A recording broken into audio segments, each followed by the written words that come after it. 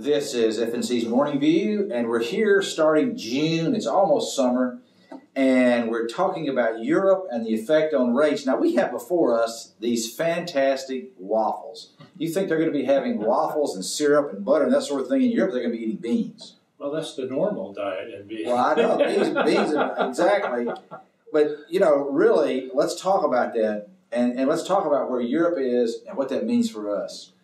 Well, I mean, Europe is struggling. They've gone through a period of a boom where, particularly in the outer countries, where Greece, Spain, Italy, some of those where they had a big real estate boom. And they hired tremendously. They brought in a lot of people. Wages went way up. So did government spending. Government spending went way up. And then the crash. Well, they were called, I think it was derogatory, they were called the pigs. Portugal, Ireland, Italy, Greece, and Spain, the pigs. Right. And now they call them the gips. And I don't think that's very complimentary either. They have not managed their internal finances well. But in Europe, there's no central bank, really. That's the problem, and there's no way of transferring payments. I mean, most of the, Germany's out there saying, well, look at us, we're doing great, and why doesn't everybody do what we do? And they are. They're doing great. Yeah, but how did they get there? What they did was they had exports to all these companies that were growing so fast. So in order for everybody else to do the same thing Germany was doing, they would have to export. But if everybody's exporting to each other, who's buying? Well, actually, late last week, the yields on some of the German bonds actually went negative. Yeah. Which is amazing. Right. Well, they had flight to that security, right? And people were actually paying money for the right to buy the bond, in effect. Well, doing a little bit of that in the U.S., right? Well, if you build in the real rate. Absolutely. I mean, we've seen 10-year treasuries go from, I can recall, I'm not that old, I can recall, it's all relative, okay? It's all relative, okay? It's all relative. So I can recall in my lifetime treasuries paying 8%. Yeah. All right? And now the yield's below 1.5 and headed down. Absolutely. How is it going to go? Let's talk about limbo. Oh, I don't even want to think about it. Last week, or the last time we talked, you were asking if it's going to go down below 1.5, and I didn't think it would. But it got down to 1.44 on Friday. Is it going to go to 1.2? At this point, I have no idea. Well, of course, there's a lot of research on markets. They tend to overreact, right? They tend to go too high on the upside and too low on the downside. And so there's this big flight to quality. And for those of our listeners out there who may not be familiar, they may not understand the relationship between 10-year treasuries and mortgage rates. They tend to be fairly correlated. Well, it's you're starting to talk about Europe and then looking at the way that things move in the U.S. relative to the way they do in Europe. They don't have the central bank. They don't have the way of moving those funds in different ways. I saw an article this weekend that was comparing Spain to Florida. Both of them had a big real estate boom and bust. But they have Disney World. They don't have Disney World. How about Universal Studios? They have Universal Studios? No, they don't. Well, how can it be compared to Florida? The thing that was interesting, though, is they said, well, what's going on in Florida that's so different than Spain? And one of the things, besides Disney World... Exactly. It got Mickey and Minnie and Goofy. Yeah, we got a lot of Goofy. Exactly. Right? They got a lot of Goofy, too. One of the big things is that the government transfer payments into Florida from our central government have been huge. Retirees. The retirees and all that retirement things, the unemployment expenses, the bailout stuff that Freddie and Fannie have done. Estimate I saw was approximately $40 billion are flowing into Florida.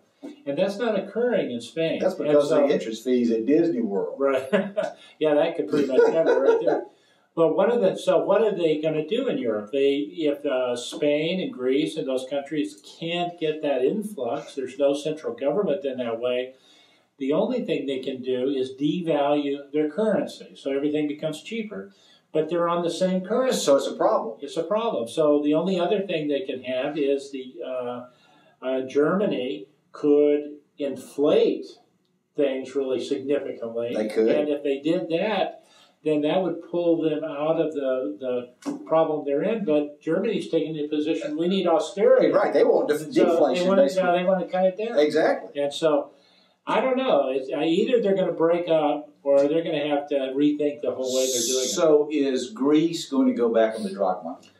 It's the more likely solution anymore. You have said for a long time it would be better for the Greeks to just thumb their nose at the EU and go back on the drachma. Well, it's going to be very painful to do that, but it's about the only way I see right now, given the current political environment, to get Greece out of the problem they're in. That means the Italians maybe go back on the lira? It's all a possibility. And so what it does is it basically takes your effect, except for your trading partners. The problem is you've got trading partners. Exactly. And they have to accept currency. They have to accept currency up there, yeah. So it's going to be a mess, no matter what they do. Well, in this country, what we have is historically low rates. Historically low rates, which is a good thing for the mortgage industry, and that it makes more houses affordable. It makes more mortgages possible, lets people refinance. And it probably reinflates real assets. Yeah, it does. And I mean, over the long term. Right. There's a piece out by Bill Gross, who runs PIMCO, or co-CIO with PIMCO, and he says that over the long term, real assets and commodities are going to be reinflated.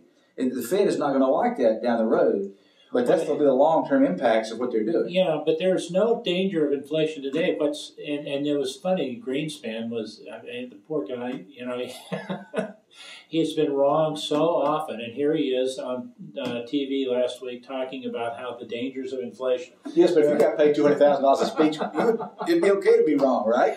I guess so. I don't know. Anyway, it'd be nice to know, though, wouldn't it? It would be nice. I'll take the $200,000. Exactly. But they're not talking about anything. Exactly. Danger of inflation. That's the point.